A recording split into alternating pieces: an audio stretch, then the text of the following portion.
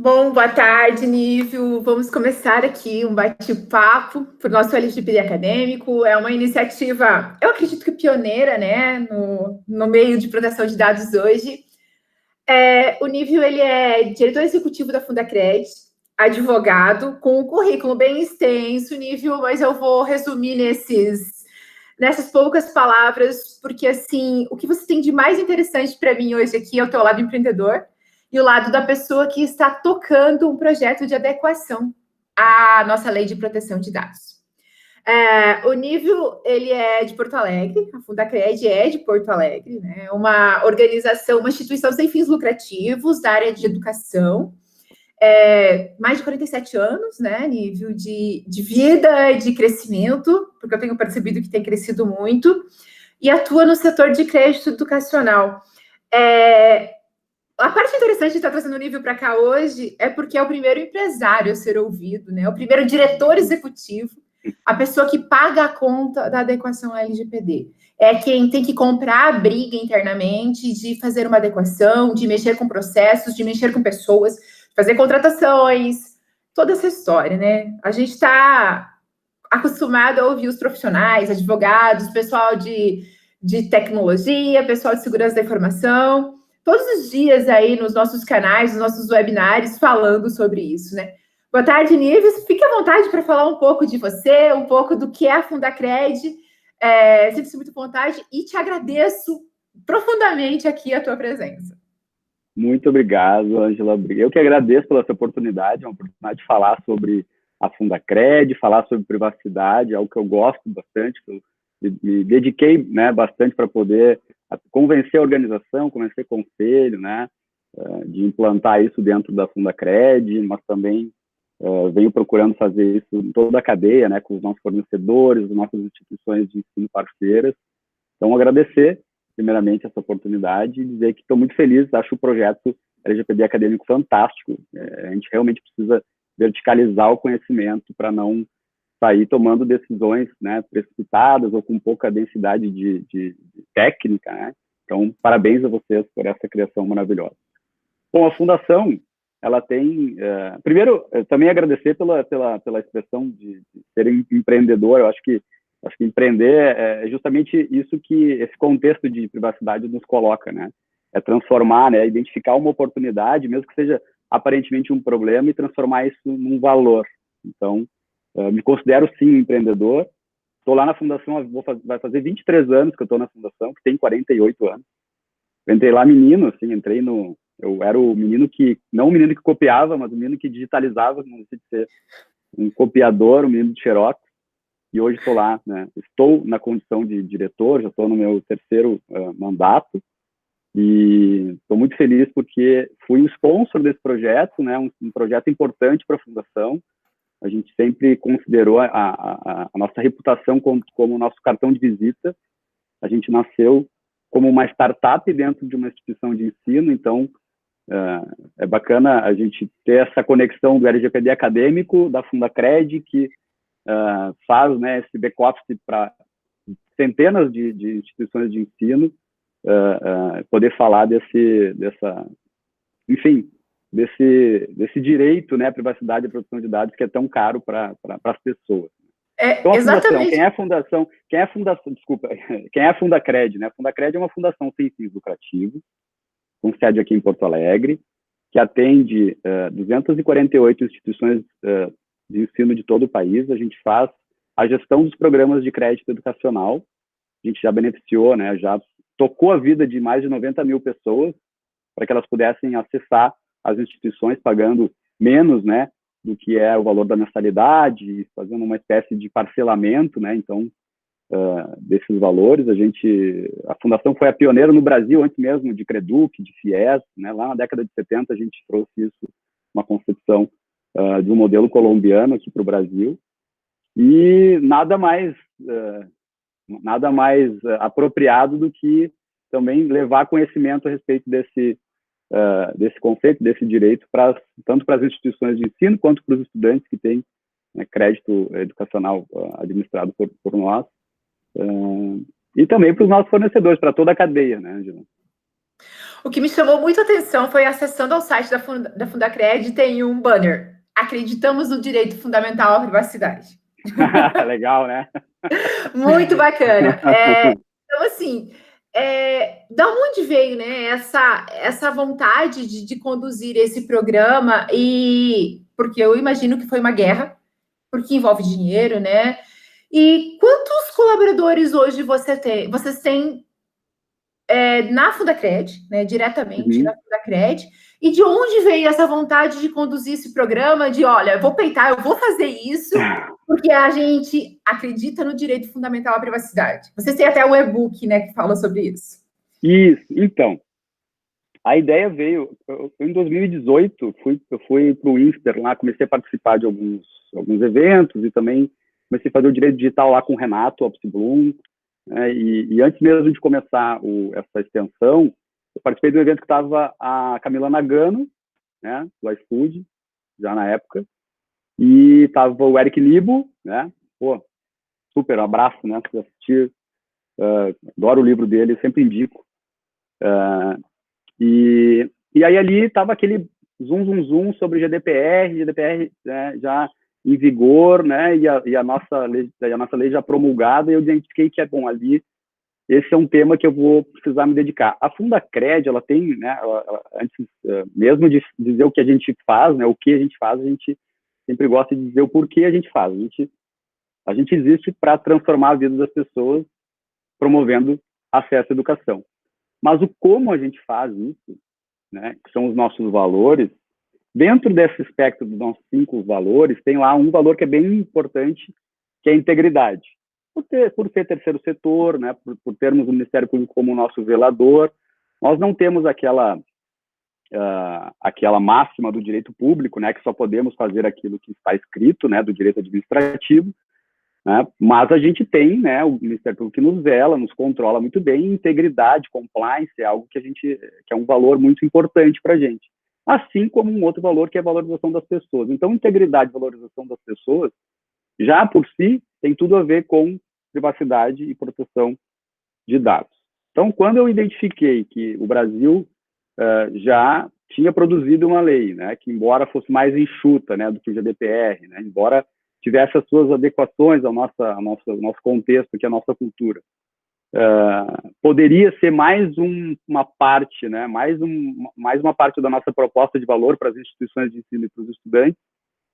Ali eu identifiquei que, bom, eu vou precisar me dedicar mais a isso, e aí comecei a estudar bastante. Eu como diretor executivo, fui na frente. Eu sempre gostei de fazer isso, desde tempo, né, estou há 2 décadas lá, eu sempre gostei de ir na frente, né, e encontrar alguma solução para depois evangelizar, para depois conscientizar a respeito, né, do porquê fazer isso, do como fazer, integrar com os nossos valores e tal. E aí eu comecei a estudar de uma forma bem densa, né, tu sabe bem, né, Angela, né, fui não só lá no INSPER, fui fazer outros cursos, né, de DPO, fui fazer certificação EXIM, todas aquelas coisas para poder falar com propriedade, para conselho, para o time, porque como em qualquer outra organização, não só porque a gente tem 48 anos, sempre vai existir essa necessidade de um processo, né, de mudança de cultura.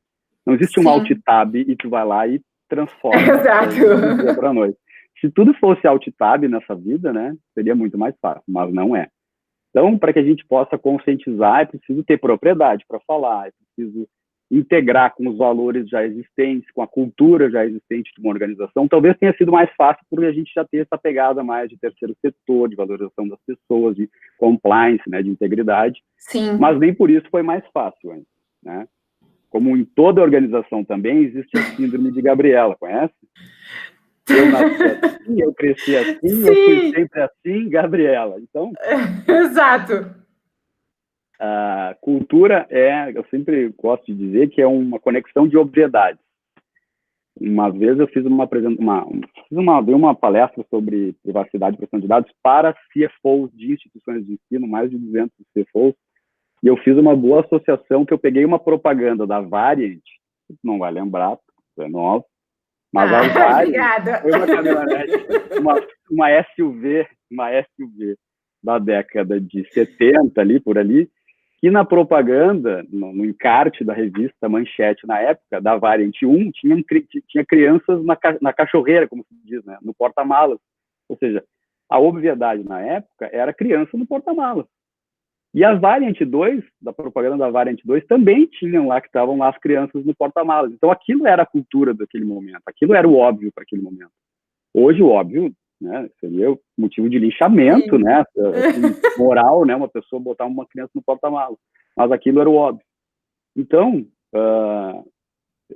Ângela, não é um processo fácil de convencer, né? É um processo bem complexo, mas é um processo gostoso, porque quando as pessoas começam a identificar o valor disso, por que levar essa cultura para dentro da organização, o quanto que isso traz de benefício, não só benefício de reputação, ou de marca, ou de imagem, ou como um diferencial competitivo, né? Ou como eu gosto de dizer, né? Um ponto de vista, não só um diferencial, porque diferencial tu copia, mas um ponto de vista é algo muito, muito singular, né? Muito próprio. Sim. Aí isso realmente toma uma proporção de auto-organização que até reduz o custo de implantação ou o custo de manutenção disso, né? Então, a gente partiu dessa premissa. Bom, vamos ter um sponsor, né? A fundação talvez tenha tido a sorte, dado o executivo, né, o principal lá, ter essa visão de enxergar. Mas, independente de ser o executivo principal ou não, começar por alguém que tenha propriedade, que goste, né, do tema e que consiga adequar com os valores, né, com os processos e até mesmo com a oferta de valor para o mercado, para as pessoas, faz bastante sentido. Quando eu estive aí, agosto do ano passado, né, acho que... 20 de agosto de 2019. Foi uma aula para a gente sobre segurança da informação, foi maravilhosa, foi muito legal. A gente fez uma capacitação que foi fantástica, foi muito legal mesmo. Muito a agradecer. Bom. Nossa, que bom, fico muito feliz em ouvir isso, mas assim, quando eu estive aí, eu tive a grata surpresa de vocês dividirem muito como era o processo. Eu aprendi mais com vocês do que vocês comigo e eu não tenho dúvida alguma. Vocês, conversando com algum dos colaboradores, vocês me passaram que em agosto de 2020, vocês já estavam com 20% do que vocês imaginavam o seu processo pronto. Quando que vocês bateram? Depois de lá, quando você teve lá em 2018, fazendo os cursos lá no INSPER e tal, quando vocês bateram o martelo, olha, agora a gente vai começar para estarem com 20% de processo pronto ali já em agosto de 2019, quase um ano atrás. Olha, a gente está falando de um ano atrás, Nível. É bastante coisa, hein? Muito caminho. Pois é, a gente já tinha um comitê de segurança da informação em 2017, já formado, né, bem sólido, até multidisciplinar, assim, multiárea, né, em todas as áreas a gente já discutia isso. Política, né, basicamente normas, né, de segurança da informação. E foi ali em 2018, né, ouvindo lá a Nagano, inclusive, né, um abraço para a Nagano, conhecemos lá naquela época, e ali a gente transformou o comitê de segurança da informação num comitê especial de governança de dados e privacidade para começar a tratar de LGPD. Mas foi um caminho percorrido assim, meio que solitário, lobo solitário por mim, mais para o menino da segurança da informação. A gente começou, né, a mapear, né, principalmente os três principais, né, princípios, né, ali da lei, né, para que a gente pudesse identificar a finalidade, adequação, necessidade, minimização dos dados, aquelas leituras assim mais superficiais até, que eu até no framework, naquele e-book eu trato, né, de falar sobre isso, assim, que ter essa leitura primeira, assim, é algo que já te impacta, né, mas é um bom caminho, começar a pensar por que eu trato o dado, né, é necessário esse tratamento de dado, né, e assim por diante até o descarte do dado, a validade do dado. Mas começou em 2018, e aí, em 2019, a gente começou a fazer um mapeamento caseiro, né, dessa leitura, principalmente desses três tópicos, e para estarmos em agosto com esse 20%, a gente já havia feito um bom descarte já de alguns dados que não eram mais, digamos assim, não podíamos mais, né, manter ali. A gente reduziu ali do nosso RP uma boa parte. Não eram necessários para a operação de vocês, né? Exato. Imagina, né, um legado de 48 anos, a gente realmente tinha bastante coisa lá que não era necessário. Então, foi feito, assim, caseiro, né, no início, depois a gente, né, adaptou alguns plugins, assim, mais para que a gente pudesse ter uma formação, né, do time, e tem tido bons resultados. A gente está bem, assim, está bem. Eu vejo, assim, conversando com muitos outros executivos ou empresários, ou mesmo pessoas que atuam, né, como consultores, a gente está bem em relação às outras empresas, a gente está bem mesmo. Vocês estão caminhando, é o que é importante, né? Começaram Exato. caminhando, né? Então, até você colocou que vocês fizeram esse processo internamente, né?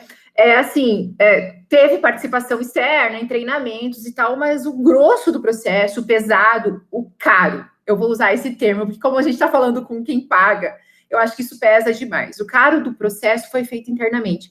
Foi o custo que motivou essa escolha, ou vocês tinham profissionais que estavam prontos para ser capacitados para tocar esse processo? O que motivou a escolha, Nívio? Ângela, tem o duplo impacto. Por ser terceiro setor, a gente tem a nossa declaração da estratégia, está na pedra, como se fosse a nossa cláusula pétrea, termos o menor custo privado para estudantes e instituições de ensino. Então, não tem overhead de nada de uma operação. É uma operação muito enxuta. São 191 pessoas para impactar hoje. Atualmente, a gente está em cerca de 20 mil estudantes, né, ativos na nossa base. É muita gente. Então, eu não tenho espaço para ter nenhum custo a mais excedente, né? É um pouco uma atividade a mais ali na função, enfim. Mas a gente encontrou uma cultura também da organização que é uma cultura de pessoas que se graduam com crédito, pós-graduam com crédito. Então, a gente tem um alto índice de pessoas técnicas, principalmente no direito, na Fundacred. Então, a gente tem muito advogado lá. Muito advogado. Eu sou advogado, o vice-presidente é advogado, o presidente é advogado, no conselho tem advogado. O jurídico, né, é muito extenso, porque a gente faz a cobrança desses créditos para as instituições de ensino, não só na esfera administrativa, mas também na esfera judicial. Acontece, a gente tem que fazer uma execução de titular judicial. Sim, então, faz parte. Em outras áreas que não jurídico também tem advogados. Então, a gente tinha lá uma boa base, assim, digamos, jurídica. Né? E também somos uma instituição que, para ter essa escala de 191 pessoas, 18 mil, 20 mil, agora 20 mil estudantes na base, é uma entidade bastante tecnológica. Então, a gente tem lá um andar, você chegou a conhecer, né, o nosso andar de tecnologia lá. Não, eu não cheguei porque foi muito rápida a minha passagem, né? Eu cheguei e saí naquela confusão. Normal. E aí, então, a gente tem bastante gente de tecnologia. E a gente já tinha, né, um bom preparo ali em termos de segurança da informação por lidar com dados de muitas instituições de ensino. Então, acho que foi uma convergência de fatores ali que nos até impuseram fazer muita coisa em casa. Mas, Ângela, eu acho que o que mais impactou a decisão de fazer bastante com o que a gente tinha de recurso ou de ativos em casa, né, é porque a gente eu gosto de dizer que a gente faz não gestão de pessoas, mas a gente faz gestão com pessoas. Sim. Primeira coisa, certo? E, em segundo lugar, a gente tem um KPI específico de hora homem treinamento. É péssimo esse nome, né? Mas é um nome técnico para gestão.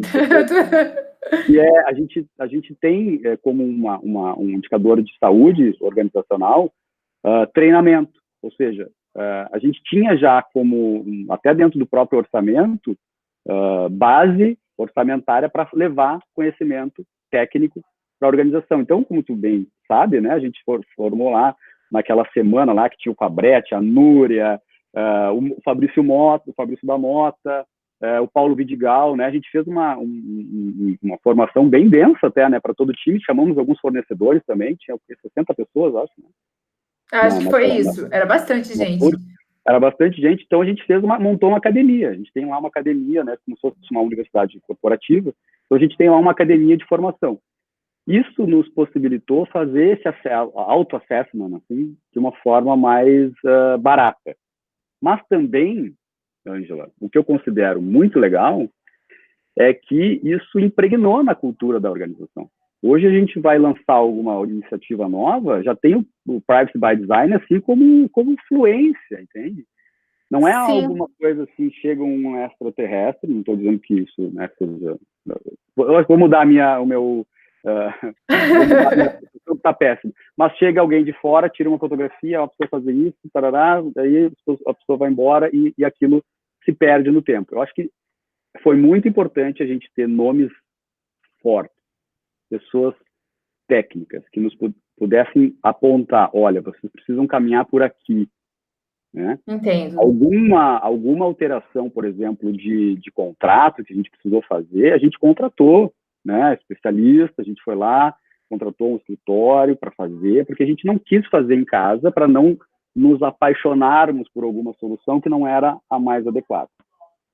Mas em termos de cultura, de renovação dos processos, desse facelift de marca, né, esse enxugamento dos processos, das telas do ERP, do file server, dessas coisas todas que são mais assim difíceis de fazer mesmo, porque isso não vai ser só uma fotografia, isso vai ser um filme perene, é cultural, precisava impregnar, sabe? Isso tem que estar transpirando nas pessoas a cultura da privacidade e da proteção de dados, entende? A gente entra... de fatores. A gente entra nesse ponto que um programa de privacidade. Isso. Não é um projeto, não é um processo, é um programa. Ele não tem fim e por isso ele precisa ser aculturado, né? Você precisa que as pessoas entrem nesse projeto, nesse programa, corrigindo aqui, né? Exato. Isso é muito interessante e é uma mudança, né? Eu percebi que as pessoas, quando elas entendem que a privacidade é um problema delas, elas acabam trabalhando com isso nas suas organizações também, e isso torna o programa mais forte. Independente de várias outras coisas, elas entendem o que é segurança, elas entendem, quando elas passam a entender a privacidade como um direito, e não como uma obrigação de ser aplicado na empresa, não como uma auditoria, isso muda toda a conversa. E é a partir desse momento que as coisas começam a ficar mais fáceis de serem implementadas, porque elas colaboram. Você conseguiu isso dentro da Fundacred, pelo que você está me falando. Isso é uma ótima experiência, né? Que diminui custos também. É como em tecnologia, isso é uma coisa que está bem familiarizada, em vez de empurrar, colocar no Kanban para ser puxado. Muda completamente, né, a disposição das pessoas, né? Ninguém gosta de ser empurrado, as pessoas gostam de puxar para si, elas gostam de se apaixonar, elas gostam de se entusiasmar com o tema. Isso o trabalho flui uma potência, sei lá, de 10. Exato. Lívio, durante o programa, quais foram você conseguiu perceber ganhos ou melhoria em processos? Foi perceptível isso? Teve essa melhoria? Você investiu de um lado e conseguiu reconhecer, porque assim, hoje a gente tenta vender a LGPD, quem vende a LGPD, né, os consultores, ao mundo, tentando mostrar esse lado de ganho ao invés do lado das sanções. A gente tem tentado fazer isso o tempo todo, porque tem um ganho de um diferencial. Você vende a LGPD como um diferencial, uma adequação a um programa de privacidade, vamos dizer assim, e proteção de dados, como um diferencial mesmo. Não com... Mas, no final das contas, o que convence é você falar, olha, existem sanções. Então, eu gostaria de saber. Eu gostaria de saber de ti, assim. Eu não gosto dessa parte das sanções. Acho que isso é, tipo, tá, ok, tem as sanções, enfim, mas sim, alguns empresários, eles vão olhar primeiro para esse lado. Não há dúvida que isso acontece, a gente precisa respeitar cada contexto, né, cada história de organização e tudo mais. Mas o ganho em si, que eu vejo, além de a gente ter reduzido, né, para que você tenha uma ideia, até agora, 43% das telas e acessos do nosso ERP foram reduzidos nesse processo. Imagina só a manutenção disso, a manutenção, e não só o armazenamento, né, mas a manutenção. A gente tem um software próprio, né, de gestão, né, do negócio em si. A gente reduziu 43% de acessos e de telas. Só nisso, né, porque a gente sabe que cada alteração, cada upgrade de versão, né, você precisa considerar esse tamanho como um todo. Né? Alguém que é da área de finanças, e eu fiz essa defesa para esses CFOs das instituições de ensino, num evento que é só para gestores financeiros do ensino superior, e eles ficaram bastante impactados e bem motivados, inclusive, foi o ano passado. Foi por isso que eu até escrevi aquele e-book para entregar para aqueles executivos. Então, isso impactou bastante. Além de que a gente reduziu 69% dos arquivos do nosso file server e 75% do volume de armazenamento. Isso também é dinheiro. Isso também é dinheiro. Sim. E é claro, Ângela, que quando a gente iniciou lá em 2018, a gente obviamente considerou que isso seria um diferencial agora, dia 16 de agosto de 2020, né? Mesmo assim, eu já considero como um diferencial dia 13 de maio de 2021, que é a data que eu imagino que isso, né, vai sair da casca, né? A data de 1 milhão aí, vai. Vale as apostas. Façam suas apostas, senhores. Tá muito obscuro. Mas o ganho em si, assim, Ângela, a gente tem, como eu te disse, né, como a nossa margem é pequenininha e a gente tem essa preocupação de levar conhecimento e também de impactar a vida das pessoas, a gente conseguiu fazer nós somos signatários do Pacto Global, né, a gente tem lá as ODS, as 17 ODS, muito bem resolvidas dentro da organização, do Pacto Global, que é o Golden Goal, né, a Agenda 2030 da ONU. A gente conseguiu fazer disso, Ângela, algo que reduziu também resíduo, reduziu despesas, custos fixos, inclusive, porque a gente repensou de uma forma bacana uma série de processos. Também com a LGPD, a gente fez esse tipo de reentendimento, repensar de processos, de cultura, de oferta também, porque quando a gente leva a oferta para as nossas instituições conveniadas, né, a gente se orgulha muito dessas instituições, orgulha muito dessa convívio que a gente tem, a gente leva também que isso faz parte da nossa marca, da nossa oferta de valor. Quando isso não praticamente toda semana eu atendo alguém de uma instituição de ensino, a gente conversa sobre privacidade, como é que está lá o programa. Então, assim, isso faz parte, é como se fosse um plugin, né, freeware da nossa oferta, da nossa plataforma lá para as instituições. Interessante. Assim é como também com relação às ODS, né, que a gente implantou do Pacto Global na Fundacred. Então, para quem vai olhar só resultado, última linha, né, a DRE, o que vai impactar e tal, certamente vai ter algum benefício. Vai ter algum investimento. Óbvio que vai. Né? É como comprar a cadeirinha para o carro. Né? Tu vai ter que ter a cadeirinha, mas vai ter benefícios em troca disso, entende? Reputacional, benefícios de cultura. As pessoas se sentem pertencentes a esse movimento e se orgulham disso e defendem bravamente quando tem alguma... A gente faz lá um Leanception, ou vai fazer uma design sprint de alguma solução nova e tal. Sempre tem um lá que fala, não, olha, isso aqui a gente precisa realmente desse dado, né? Olha a minimização dos dados, sabe? Interessante. É muito importante no processo, isso é muito legal, isso engaja as pessoas, a gente não pode esquecer que são as pessoas que fazem as organizações, entende? E é como eu sempre digo, assim, quando a gente vai proferir algo, a gente tem que imaginar se a gente faria isso no microfone, né, para muitas pessoas escutarem. Então, seja lá um palavrão ou fazer uma maldade ou alguma coisa assim, a gente sempre precisa entender como é que o outro vai escutar. Da mesma forma, conduzir com dados, né? Colocar essa perspectiva no outro, né? De que, pô, o que eu estou fazendo com esse dado? Gostaria que fizessem comigo, né? Como é que isso soaria se eu falasse isso no microfone? Né? As pessoas se sentem, eu entendo, né? E pelo menos é a pesquisa que a gente faz interna, as pessoas se sentem realmente pertencentes a um movimento mesmo de mudança de cultura. De botar a cadeirinha e não a criança na cachorreira do carro. Exato. E assim, partindo disso, né? Esse é o lado bom. As pessoas se integrarem.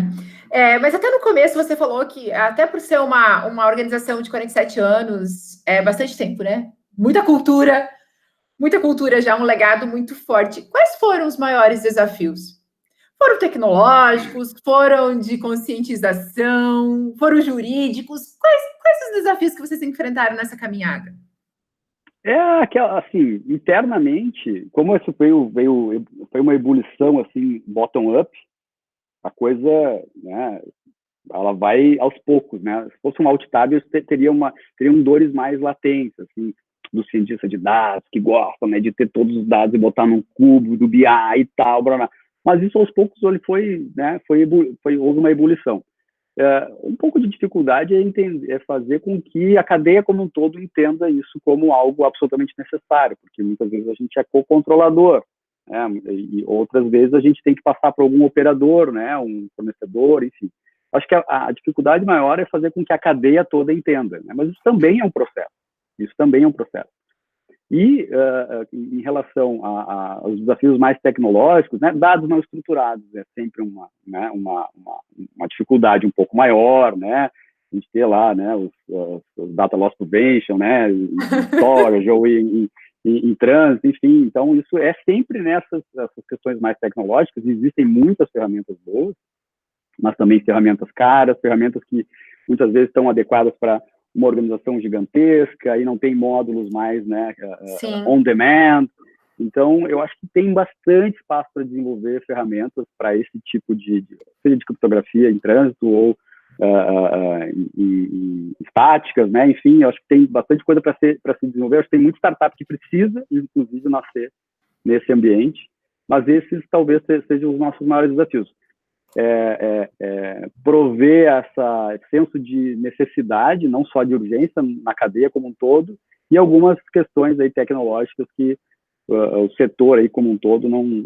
eu acho que como só as grandes, né, e as atendidas aí por grandes corporações estão mais ocupadas nesse sentido, que transitam dados, né, de forma internacional, estão se ocupando, as ferramentas estão dimensionados para grandes players, né? E os médios e pequenos, como não estão ali, estão cuidando do fluxo de caixa.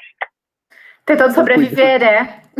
Elas não estão se ocupando, então o mercado também não está vendo demanda para gerar ofertas mais customizáveis a tamanho e tal. Então, acho que tem esse desafio aí que precisa ser traduzido, precisa ser também normatizado, né, pela autoridade nacional, o que será exigível, né? Tem muita lacuna aí para dizer qual tipo de tratamento precisa realmente ser dado, enfim. A gente começa a se basear, né, em normas internacionais, e isso também gera uma certa confusão. Acho que esses são os maiores desafios aí, mas são todos eles, eu sou um possibilista. São todos eles possíveis de saneamento. Muito interessante, vários insights nessa tua última fala aí, para quem quiser aproveitar. Né?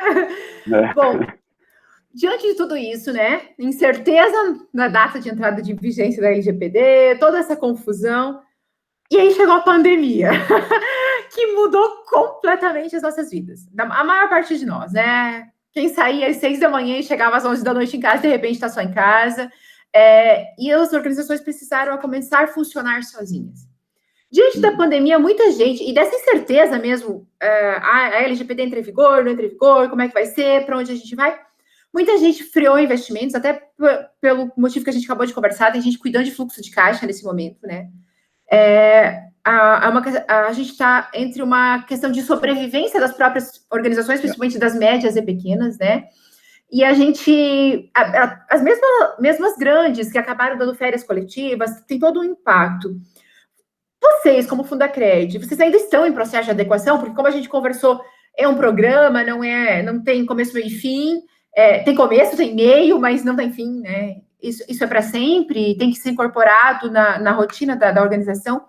Vocês chegaram a frear alguma coisa no processo de adequação? Ou como vocês estavam fazendo internamente, continuou se tocando mesmo via home office, fazendo o que foi possível? Como vocês, diante da pandemia e o processo de adequação à lei, à LGPD, o que aconteceu? Foi um debrear, né? O carro com embreagem, né? Foi um debrear. A gente deu uma desacelerada e deu uma debreada, né? Porque, obviamente, a gente teve que focar alguns esforços realmente, né, em reduzir e fazer caixa, né? Porque realmente o impacto ele é para todos, né? Em todas as áreas, todos os setores, e também fomos impactados com essa pandemia, né? A gente atende instituições de ensino e elas foram diretamente impactadas. Sim. A gente trabalha com a restituição desses créditos, então a gente teve que também adequar os nossos processos, né, a essa nova realidade das pessoas, né, e como tem lá um valor que é a valorização das pessoas, a gente fez isso com bastante cuidado, e, portanto, a gente, não que tenha diminuído o investimento em si, porque isso já estava, né, em processo de orçamentário, mas a gente reduziu o esforço dos times, porque também aproveitamos, né, para reduzir ali né, aproveitar todas essas medidas possíveis, né, que o governo dispôs, de redução de hora de jornada de algumas pessoas, né, a gente realmente deixou a operação mais lean, está todo mundo em casa, a gente se orgulha de ser, né, 100% home office atualmente, então são todas as pessoas de casa, eu estou de casa, e são 190 pessoas que estão trabalhando de casa, e focados, né, em atender às necessidades das instituições de ensino, dos estudantes, né, e também de fazer, né, caixa, né, economia de custos e tudo mais. Mas a gente não parou. Nesse período dos primeiros 2 meses, que foi março e abril, por exemplo, a gente colocou em pé uma solução nova de crédito, totalmente digital, assinatura eletrônica e tudo mais, e ali estava, né, by design e privacidade, né, o time ali, o comitê trabalhando focado, atento, né, o fornecedor também, a gente provocou o fornecedor, mudou, né, alterou o contrato e tal, tá? Então, isso não parou. A parte de evangelização, ou de conscientização, de treinamento, também não parou, né? A gente vem produzindo conteúdo e tudo mais. Então, a gente diminuiu o foco, né? A gente estava vendo alguns fornecedores para algumas soluções, a gente deu uma segurada, né? Para botar ali para o próximo quarto, para esse quarto era agora que a gente entrou. Mas hoje mesmo eu estava falando com o Cláudio, né? Que é o Cláudio, um abraço, você que vai assistir. E a gente vai agora retomar ali uma parte da leitura que a gente precisava fazer de uma área específica agora, no mês de julho, porque não pode parar. Porque se parar, é cultura. A obviedade vai embora, né? Sim, é verdade. Parar de falar sobre alguma coisa, se a gente para de estudar, se a gente para de, enfim, de praticar qualquer esporte, né? Tudo é memória, né? Muscular, Sim. Tem que ficar na obviedade, e aí não pode parar. A gente não parou, a gente debreou. Não, é correto, né? Tempos extremos exigem medidas extremas, né? O que importa é continuar com o processo. Eu, pelo menos, penso isso, né? Continuar, não parar, porque se você para retomar, às vezes, os custos, da onde eu parei, né? E se você não para, essa continuidade, por menor que ela seja, por mais lenta que ela seja, é uma evolução. Qualquer evolução é uma evolução, né? Principalmente em tempos de pandemia, de uma coisa que a gente não esperava nada. E se a gente parar para pensar, proteção de dados se aplica demais no home office, porque a gente muda completamente o nosso ambiente, a gente acaba tendo que ter um cuidado ainda maior, principalmente eu falando aqui de segurança da informação com maior, né, que é onde minha maior paixão, e a gente olhando para isso, se essa cultura não estiver forte, a gente corre sérios riscos, né, principalmente em tempos de pandemia, em que eu estou em casa, eu acesso todas as coisas do mesmo lugar, sem controle, então tudo isso tem que estar, é cultura mesmo. Você tocou num ponto principal. Talvez o mais importante nesse momento seja a gente manter a cultura. Eu acho que isso é fundamental. E gasta mais com VPN, claro, né? Você sabe bem, né? A gente, obviamente, em alguma medida, a gente está gastando mais do que antes, né? Sim. Alguns controles maiores e tudo mais. Alguns processos ficaram mais difíceis de fazer via home office, né? E alguns até, não em relação ao compliance, mas, né, na própria operação, a gente fez ali, quando abriu uma janela aqui no Rio Grande do Sul, a gente estava trabalhando com bandeiras, né? Então, houve um momento que a gente fez um atendimento ao público, inclusive na sede, né, quando estava a bandeira laranja. Aí depois, quando foi para vermelha, a gente não fez, que algumas coisas a gente precisava fazer alguns atendimentos presenciais, mas a gente está adaptado, tem que se adaptar, a gente tem que aprender com essa situação toda, né? A gente, a família, os nossos filhos, né? Exato. Tem que ensinar esse poder infinito que a gente tem aí de se adaptar e capacitar sempre. Bom, Nível, caminhando para o final, né? Nossa última pergunta aqui, e talvez a que exija mais do teu lado empreendedor aí. Se fosse começar hoje, para quem não começou, vamos falar assim, para quem não começou, para quem tem uma empresa, uma organização de um tamanho médio, terceiro setor, ou outro qualquer setor, para quem ainda não começou, vivendo um tempo de restrição orçamentária que a gente está vivendo agora, e essa restrição orçamentária, ela tende a se prolongar, pelo menos por esse ano, porque a gente não sabe como vai ser a nossa recuperação econômica. Eu acredito numa recuperação econômica muito forte, porque a gente aprendeu a viver com o mínimo, agora a gente vai em busca do máximo. Eu tenho isso para mim, que a gente volta forte, principalmente na área tecnológica. Para quem está sabendo enxergar, tem muitas oportunidades na área tecnológica, de inovação, de desenvolver, e talvez com um pouco mais de tempo, porque a gente nunca tem tempo, né? A gente está no ócio, e quando a gente tem ócio, é que as ideias vêm. A gente nunca tem tempo de pensar. Talvez esse seja um tempo de parar para pensar em novas soluções, até para facilitar essas adequações à própria lei. Novas soluções, sejam elas tecnológicas, sejam elas jurídicas ou mesmo de conscientização. Se você tivesse que começar hoje, numa outra organização, por onde? Você consegue me responder isso com o espírito empreendedor? Consigo. Não, olha, eu gosto muito de um publicitário que muita gente conhece, que é o Simon Sinek, que escreveu o Começa pelo Porquê, Liderança, Sim. Líder Servidor. Eu gosto muito desse autor. Começar pelo porquê, Angela. Começar pelo porquê, e por mais romântico que possa parecer, às vezes parece até meio bicho grilo, talvez seja porque eu estou tanto tempo no terceiro setor, mas não são apenas dados, são pessoas, e são pessoas que formam a tua organização, são as pessoas que fazem a gestão da tua organização, né? Se você é um empreendedor, se você é um gestor, e são pessoas que compram ou que recebem a proposta de valor ou a tua oferta, né, o teu serviço, o teu produto, seja você do setor público, seja você do setor privado ou do terceiro setor. Então, começa com essa razão de startar essa cultura dentro da tua organização. Tenta encaixar esse motivo, que é um motivo até simples, mas ele é tão básico também no resultado, que é justamente olhar com esse olhar como se o teu cliente fosse você. Então, entender onde é que isso se encaixa na tua organização, seja ela pública, privada ou terceiro setor. E na educação do teu time, para que ele também enxergue isso. Então, se você pode ser do nível mais operacional, do tático, ou um gestor, ou um dono da empresa, ou um empresário individual, tentar se colocar como o cliente, como o titular do dado, que é uma pessoa, assim como você. Sim. E começar daí, com essa educação, entender que vai ter uma reformulação dos seus processos, talvez uma oferta nova, um produto completamente diferente, né, com essa cultura de colocar, impregnar a privacidade, a proteção de dados, né, também a segurança da informação, dentro disso aqueles 3 pilares, né, confidencialidade, integridade, disponibilidade. Isso, a gente tem os dados tão pervasivos, tão presentes na nossa vida, eles são onipresentes, onipotentes também, né? Verdade. Entender que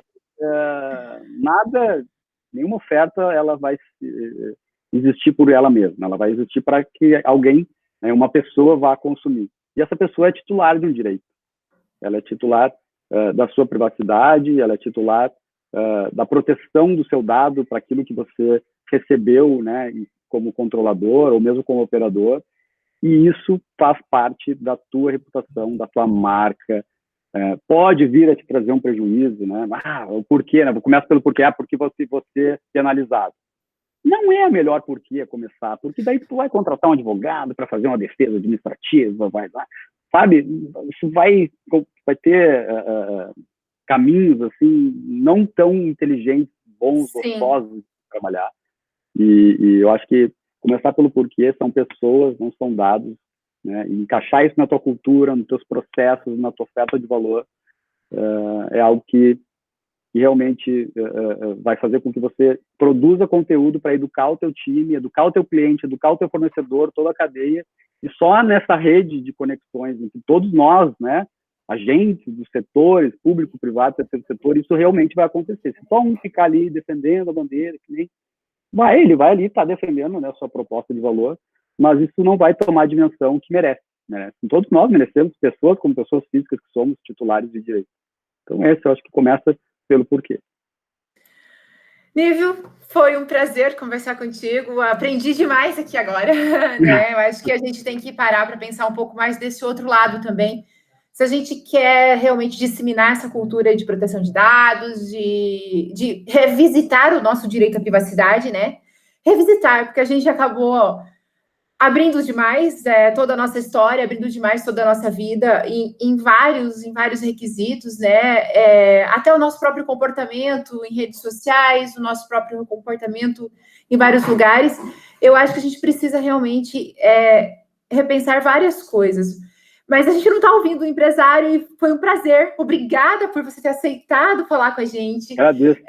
Obrigada mesmo, porque assim, no final do dia, sem o apoio da alta administração, nada vai.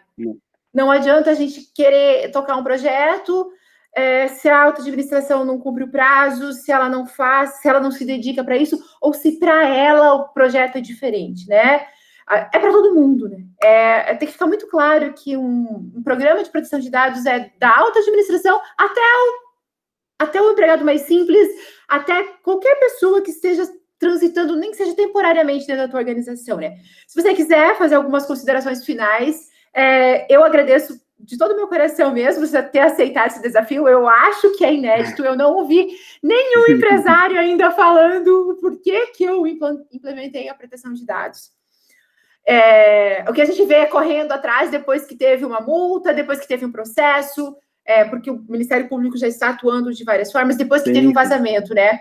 Então, assim, vamos ouvir quem ainda não teve problemas, mas quem já está com um bom programa em andamento, que já está conhecendo melhor a sua organização, também porque apostou nisso. Lá em 2018 ainda, né? Olha quanta estrada. Quase 2 anos e não está pronto. Que isso nos sirva de alerta também, né? Isso aí.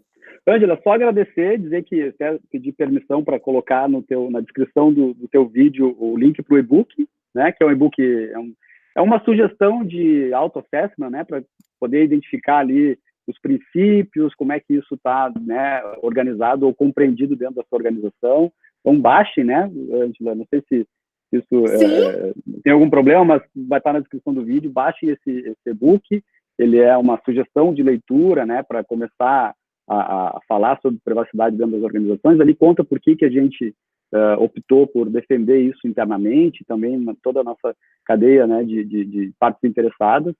E que todos tenham uma boa jornada, porque não é uma coisa só, né? É um processo, é um programa, né? São pessoas fazendo isso para pessoas, e que eu desejo sorte e estarei amplamente à disposição. Meu LinkedIn também, Angela, se puder botar na descrição do vídeo, pode me chamar ali inbox, né? No Instagram também, lá, @niveldelgado, pode me adicionar, eu falo alguma coisa sobre isso também por lá.